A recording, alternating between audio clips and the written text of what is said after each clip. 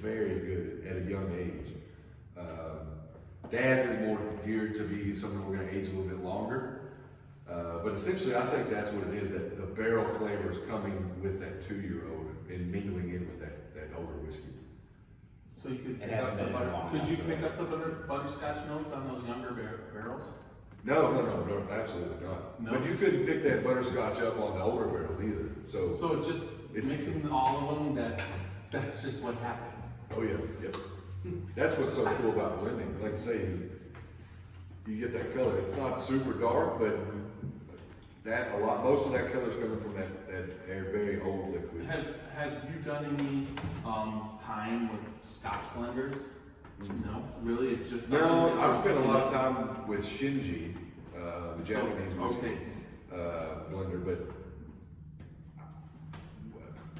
I'm working with him on learning whiskey techniques. What I'm doing with LittleBook is kind of my unique way of blending. I have picked up some things from Shinji, but I haven't implemented them on LittleBook. That's like how I do LittleBook right now. But how he blends is way different than what I do. Way different. Can you explain some of that, or? Well, like we would sit down in a session, and all of these glasses that are on this table would be for me, and he would have a table that has just as many glasses, and we would.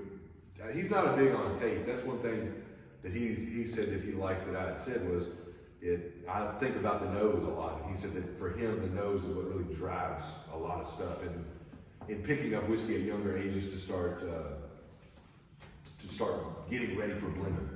And that's the other thing, is they'll use whiskey that's younger of age with a lot older whiskey.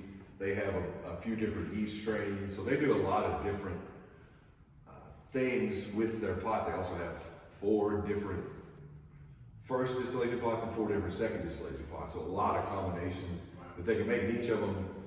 When you sit down at first, I'm like, oh man, he's gonna burn my ass, because I'm not gonna be able to pick up differences in these. You know, you look at these glasses, and it'd be like all these same colors, you know. So I'm kind of thinking, we're not progressing in age.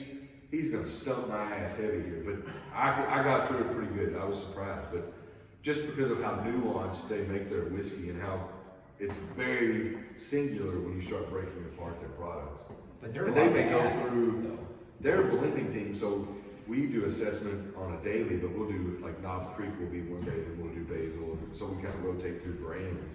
Sometimes we cross, but at any rate, they sample all the whiskey and then segregate out afterwards, after they've assessed the sample. So, because each one, there could be portions of each whiskey in every single one of their maybe 2 barrels to 1,000, or maybe a big percentage. But they start to separate them out as they get over. So they taste through like 300 to 400 samples a day. So do they spit to be able Oh to? yeah. They got spittoons that are as tall as I am. You just spit right in. Your dad, in his book, talked about that. They all spit, and he's not spitting. Your dad doesn't spit. And they're like, what the hell? This is like for assessment now.